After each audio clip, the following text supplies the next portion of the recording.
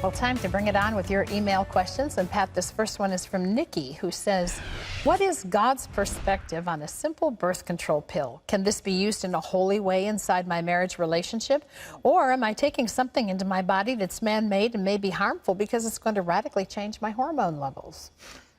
Well, I've frankly never discussed this with the Lord, so I don't know what his take on it. Can I tell a story? Mm-hmm. When I was a little boy, I was maybe 8 years old, 9 years.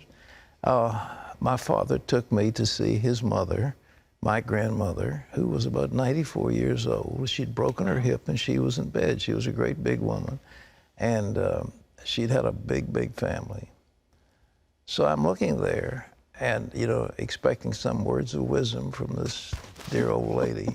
And you know what she said to me? I'm afraid to ask. She said, little boy, I want you to know that if we'd had birth control, you wouldn't be here. Are you serious? Is that really what she said? Absolutely. I didn't know what birth control was. So nice to meet you, Granny. But I mean, you talk about something that sticks with you all your life. Wow. Well, It was you so remembered it, obviously. How could I forget? But it was so funny. Anyhow, what's God's take on birth control? I think, you know, remember the Pope talked about breeding like rabbits? I think that God gives us the ability to control our family growth, determine how big our families are supposed to be. And I don't think there's anything in the world wrong with intelligent family planning. We're not animals that have to go out and breed if we want to have 3 children or 10 children. I like big families. I've got, good grief, I've got 14 grandchildren and about 7 great-grandchildren and more coming. I'm all for it. But, you know, what is God's take on it?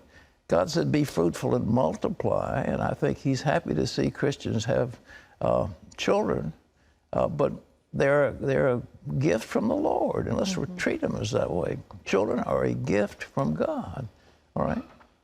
Okay, this is Cherie, who says, Dear Pat, I watch your show faithfully, especially the Praying for Your Needs segments. I know that God heals illnesses like arthritis and cancer. My husband and I have been exposed to many toxins, poisons through our work and through restoring old homes. We have many organs and organ systems that were affected by these toxins, brain, neurological, cardiac. Is there truly anything that's too hard for God? I've heard of people who've been poisoned that God touches them and the poison just oozes out of their bodies. God could get rid of those toxins if you ask for him in prayer.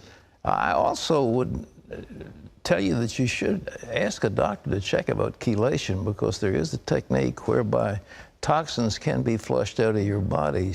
Absolutely. And I think you need to do something like that. But God, of course God will do it. I mean, God's able to do anything, so he can do that, can and will, all right?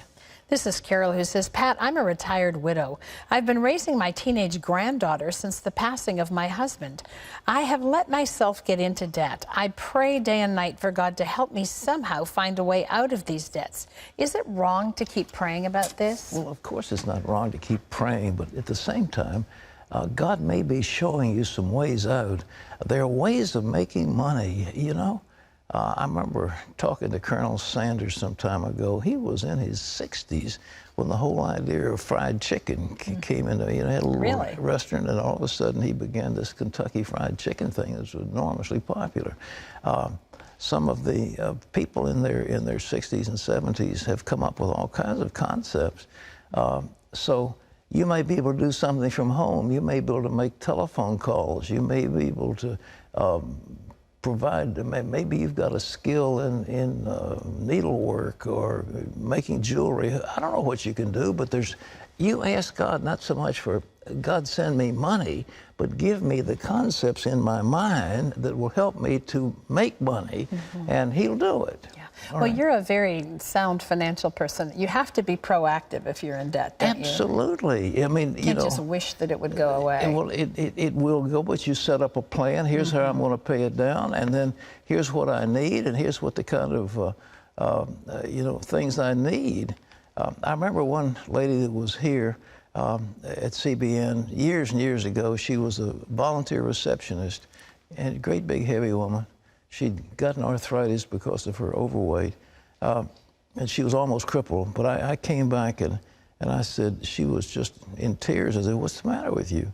She said, well, they've just cut off my welfare. And I said, well, what can you do? Well, it turned out the woman had incredible skill in taking, you know, like cat food cans and making little ornaments for Christmas trees out of them. And I said, you've got this wonderful skill. Why don't you see if we can't take some of the Christian bookstores, see if maybe they won't sell them. Well, she started selling them, and they were enormously popular. Next time I saw the woman, instead of being on welfare, she'd hired 4 people, and she had a thriving business. Wow, awesome. Yeah. So and that was before the internet, right? Before the internet, that's right. But she had this skill that God had given her. She just needed to put it to work. Okay, thank you for those questions. I guess that's all the time we've got for questions.